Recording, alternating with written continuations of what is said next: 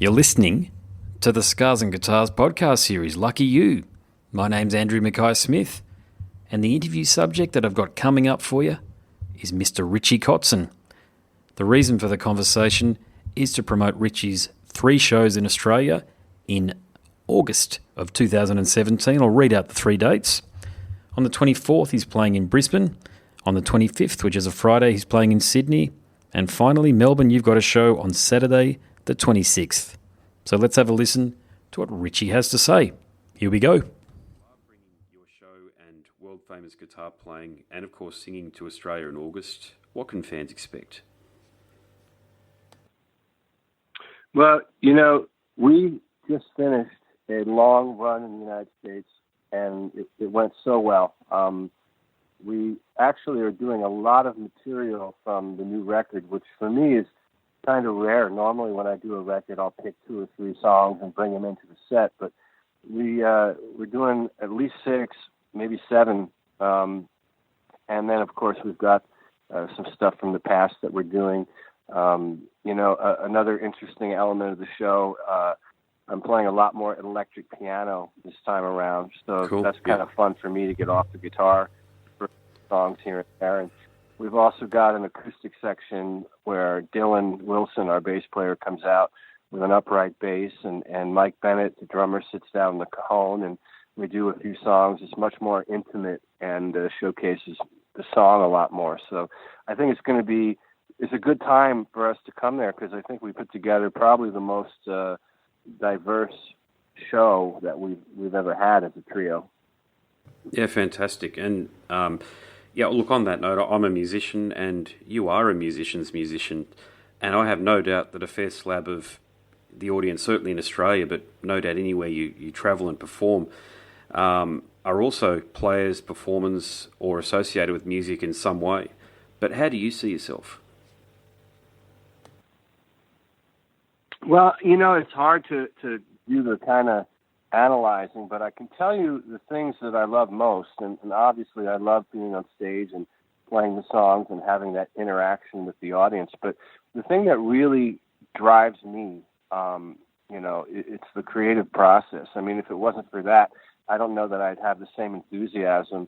What I really love is the I guess you call it the ability to hear something in my head, an idea, and bring that into a situation where other people can literally hear exactly what I was hearing, So cool. All the components are great and valuable, and I love live, but I think the actual creative process of having an idea and bringing it to life in the form of a song is really, really why I do it. Yeah, cool. And I first heard your guitar playing on Poison's Native Tongue way back in 1993. Now, my own feelings are it's a very underrated album, and you contribute significantly through the songwriting. So, almost a quarter of a century down the road, how do you feel about that album and also your time in Poison? Well, it was a very, very long time ago, obviously. I will say it was very important, I think, for me to have had that experience when I did. The thing that I agree with you, I love that record we made. I think that's a very special record considering the times and what was happening in music. Yeah. And the thing that really appealed to me was when I had my first meeting with Bret Michaels at his house. He expressed to me that they really wanted someone to come into the band that was a writer and that could contribute on that level. And so we started sharing song ideas, and we really hit it off at that level. He was from Pennsylvania, as am I, and we had a lot of funny stories and inside jokes to share, that are related to the region. Yeah, cool. And, there was an initial bonding there that I think really led to us collaborating well together and making a really great record. So, it was a kind of a culture shock, because I had come from doing very cheap, low-budget records. Not to say the records sounded that way. I think they were great for what they were, but we would go in the studio back then in the Shrapnel days and, have very limited time just because the budgets were we weren't making pop records, so we had to, the budgets that reflected the kind of music we were making, and they were very low budgets. Once I got in Poison, suddenly we had all this, all this time, and so it was funny back then. We probably could have made the record much faster, but I remember having ping pong tournaments in the studio, and it was a whole different vibe. But that, I think, translated into the record because we had such a fun, open, relaxed atmosphere during that recording that I think you really hear that when you listen to the final record.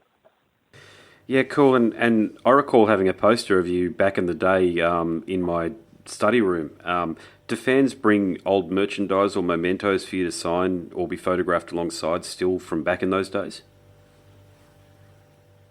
Oh, yeah, of course. And it's always fun to look at that stuff.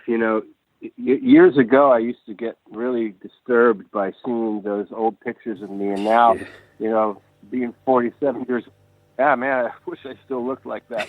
But, it's really, I guess I don't really sit around and think about it, but when I get engaged in these kinds of conversations, I can't help but think, 1989 when my first record came out, and even the Poison record, it seems like another lifetime. And it's kind of funny to think that I'm doing it this long, Yeah, it's incredible to think you've been around for this long, actually, because, I mean, it's, when I look at you, I feel like as though we're not of the same age. I'm 39, and I realise you're 5 to 10 years older than me. But, mate, yeah, it feels like you've been around for forever. And the next question sort of harks back to that, because I certainly recall the changes as a teenager in the way music was promoted. So back then, the so-called grunge movement really took off at around the same time as Native Tongue.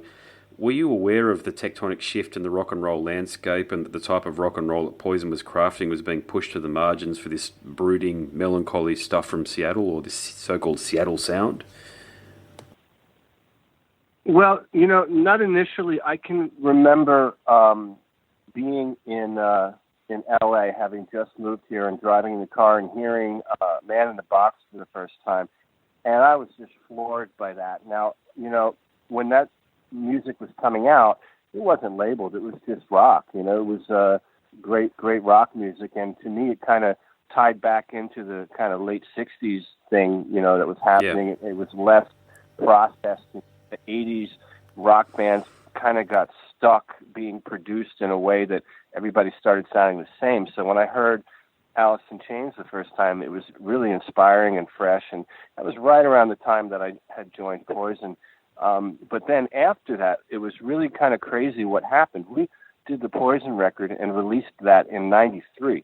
I joined the band in 91. We released that record in 93, and our first single did extremely well, considering that there was a shift happening. But by the time we got around to the second single, it was almost like the gatekeepers of the music industry had decided we're not going to allow this stuff to come through anymore.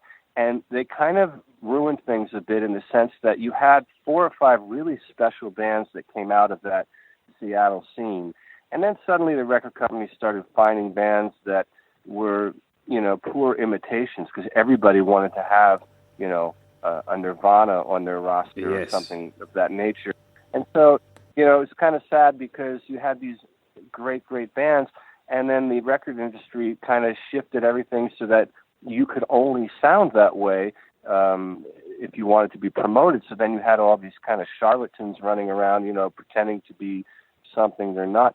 And so then that ended up crashing. The music didn't crash. It stood the test of time, but the other bands that came after them, trying to emulate that certainly suffered.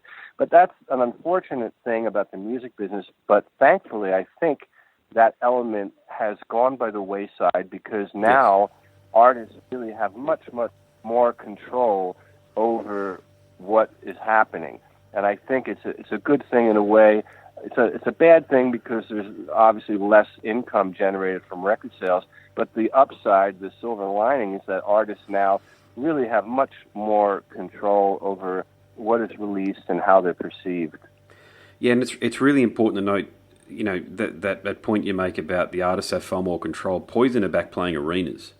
which you would never have thought even potentially 10 years ago. But yeah, there you go. And, for the record, back in the day, I remember having Native Tongue, Alice in Chains' Jar of Flies on my record collection, the Motley Crue record from that period as well. And I remember thinking, it's just great music. That's really what it is. But to your point, yeah, I really felt that the narrative that the record companies and the media were pushing at the time was really, as I say, pushing a lot of this great music to the margins, and there was no need for it. There was room enough for everybody. But I'll really, yeah, that's a great point. I agree with that. Yeah. I just thought it was a shame, really. I just thought all these wonderful bands that were producing great music were pushed to the wayside. Warrant even, and even Skid Row. I remember some shade being thrown in Skid Row's direction, which I thought was insane because they could have fit in with that. I mean, if Sebastian cut his hair a bit shorter or what have you, they almost would have been a grunge band. Especially with Slave to the Grind. Interesting. Yeah, I digress. You talk about you again, mate. You have released 21 solo albums, I believe, at last count, and I think you've released, again, more albums under other band names, such as Mr. Big and Winery Dogs. So you've probably got, if I'm not mistaken, well over 50 official releases out in the market. Mate, where does your staggering creativity come from? Well, it really is something that it's that way because of the time. I mean, if you look at the fact that I put out my first record when I was 18, and those were compositions that I wrote at 16 and 17 years old, I guess you could say I averaged a record a year, if you include everything. And for me, that seems normal. I mean, I like I said earlier, the thing that I love the most is the creative process. So, I get ideas for songs. I document them. Sometimes I finish them. Sometimes I don't. Sometimes they sit in the studio, incomplete for years, and I finish them years later. But the real key for me, I talk about it all the time, is a balance, between output, which is, creating music. But then at some point you need input. So for me, and I would imagine a lot of other folks, you need to take a break sometimes if you're a writer and experience some other things in life so that you have more input. And I think that's been a consistent thing with me. Something I always say, I don't really believe in writer's block for myself, because when I don't have an idea, I'm happy to not write. I just do something else, and I know at some point I'm going to be inspired. And if I'm ever not, then I'm not, and then that's where it ends. But, thankfully there's been this kind of pattern of little streaks where I write music and then I don't. But I think the thing when you talk about my output, I think it's a time thing. I've been doing it consistently for a very, very long time. It's what I do. It's part of my makeup is to hear ideas from wherever they're coming from and develop them into songs that other people can hear. So to me, it's just kind of a normal, behavior, I suppose you'd say. So talent can take people so far, but then discipline and hard work generally takes over. Are you one of those people who just can't wait to get out of bed each day to practice the guitar? Because when I've watched plenty of your videos on YouTube or so, again, I will bestow a compliment. Your guitar technique is staggering. Again, where did the ability come from to play guitar like that? But I'm sort of alluding to that myself. But I suppose I'll reframe the question and I'll say, what does it take to play guitar like Richie Kotzen? Well, I don't know exactly. I'll tell you this. I'm not a practicer, and I've never really been disciplined in the sense of practice. I know there was a period of time in my early teens where I was obsessed with the guitar. I would fall asleep with it. I was always playing it. And so I guess that's a form of practicing. And I did study with an instructor to learn basic theory and that sort of thing. But I think, it was a phase I went through in my teens of just really spending a lot of time with the instrument. And then something else happened shortly after that, where I started realizing that, I have to do something with whatever facility that I've developed. And that's where I've I guess I figured out, the bridge between the ability to play the instrument and then the internal creativity and emotional aspect of things, and somehow I think I might have connected that at some point, and then it just kind of feeds on itself. It's kind of like a big wheel that turns. I will say, as far as practice goes, in my adult years with, the word practice, I never really sat down and practiced. What I would do is I would hear something in my head. I would hear a sequence of notes or a phrase, and if I couldn't play it, if I couldn't play something that I heard, which happened all the time, then I would sit down and figure out what I was hearing and how do I finger it on the instrument, and then I could go ahead and record it or perform it. Another thing of practice that does happen is after I make a record, I then have to go back and learn what I did in those various moments and figure out not only how to play it, I have to figure out how to sing and play it at the same time. So those are the kind of elements of practice that I implement. This is going to sound like a really simple question, but how hard is it to play guitar like you do and sing the way you do at the same time? Well, for me, it's not, because I'm playing stuff that I wrote. If I had to play somebody else, it might be hard. But, for me, there's nothing hard about what I'm doing. Well, I'll say one thing. Certain things aren't easy to do under the wrong circumstances. You're on stage and you're trying to sing something and you can't hear yourself properly, and you start, not screaming, but, over pushing your voice. But so, there's so many outside variables that can get in the way. But I wouldn't say there's anything, difficult about what I'm doing, other than, like I said a minute ago, is trying to relearn what I did in the studio. Because you can do anything you can imagine, you can find a way to do in the studio, and believe me, I exploit that. So what ends up happening for me is I got to figure out, okay, what did I do back then when I recorded that, and how did I do it, and how can I play that live? So that's really where the issue comes. What advice have you got for anybody who would like to play the guitar or the bass and be able to sing at the same time? Well, I think you have to, as far as development as a musician, which I think is an important thing, I think playing with other people and playing live. For me, I know one thing is that when I was in my teens, I was in a full-time cover band. We played 4 nights a week. I was playing with older guys that were much more seasoned than me. And so that really was a big part of my development, is getting in front of people, playing with other people. I would think that would be important. Yeah, no, agreed. Okay, I'm going to change track for a moment. Can you tell me about your relationship with Jason Becker? Well, I was introduced to Jason by Mike Varney, who was the president of Shrapnel Records, and he signed me to my first record deal. And when we were making that first record, I was pretty new to the studio experience. I didn't really know very much other than how to play my songs.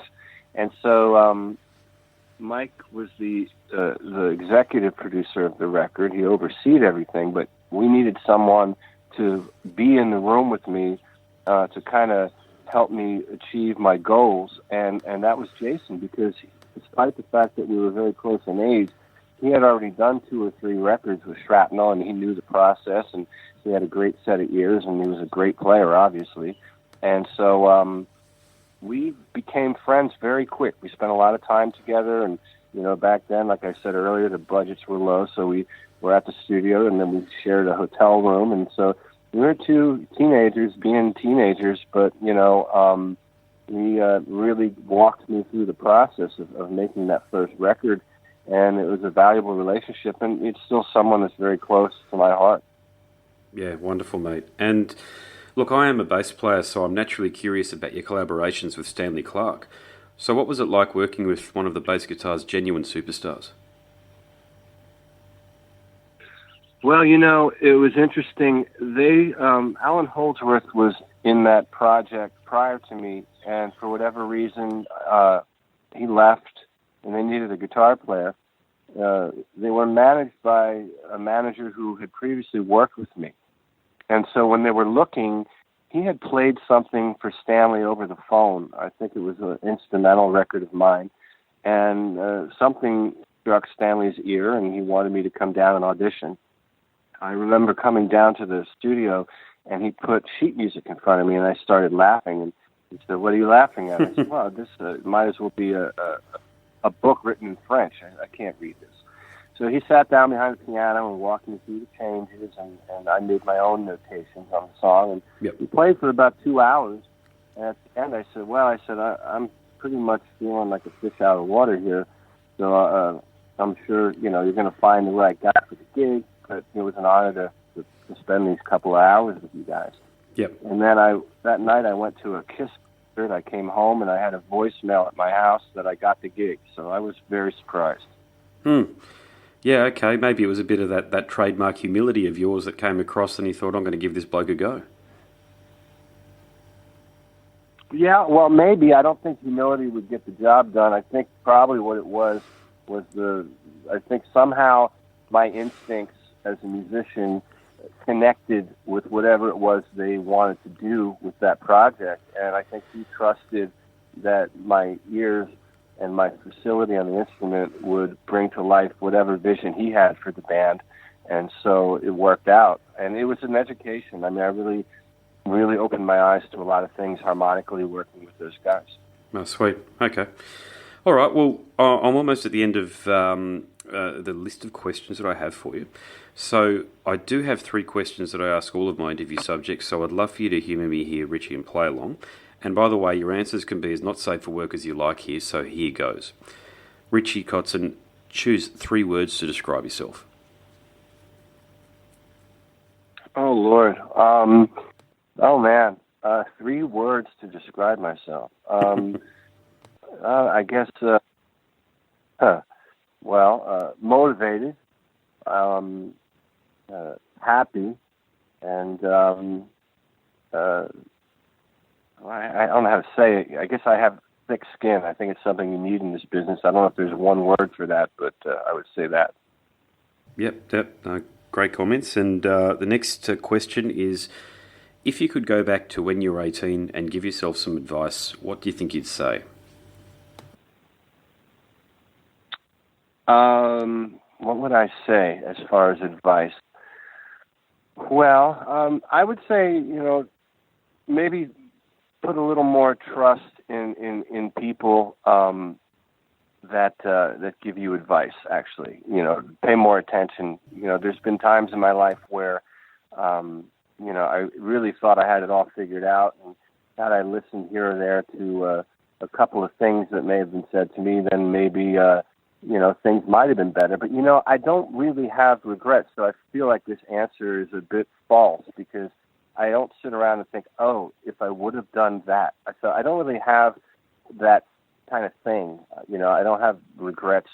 But sometimes for young people, and I'm probably speaking more, I oftentimes, I have a teenage daughter, and I sometimes she talks to me about things, and I give advice, and then she doesn't take it, and then months later she's like, "Oh, well, I should have blah blah blah." You know what I mean? But I think for me in my life, I don't look back and say, "Oh, I should have did this or did that," because I feel like I'm in the place that I should be at this point. Yeah, I understand exactly what you're saying there when you reference your teenage daughter. I've got a sister-in-law who's in Canada, and she's in her early 20s, and sometimes I feel like I'm that grumpy old man in the corner telling her what and how to do things, because I can, like everybody, like every young person, she's sort of feeling her way through life, and probably in a job at the moment that's making her work far too hard than what a 21 or a 22-year-old should. And you sort of think, oh, God, should I be giving this advice, or should I just sort of stand back and let her own life play out as it needs to play out? But there you go. Well, I think, you can give advice and say things, and you might be right, you might be wrong, but I think there's something even more important for young people to really have trust in their instincts. And that's something I had as a teenager. And, there's a lot of advice that I didn't take that, thank God I didn't take, because I'd still be back in Birdsboro, Pennsylvania. So I really think it's important You can say things here and there and let them figure it out for themselves, because that's how people become individuals and carve out their path in life. Yeah, cool. Okay, final question is, what 5 guests, living or dead, would you invite to dinner? Well, okay.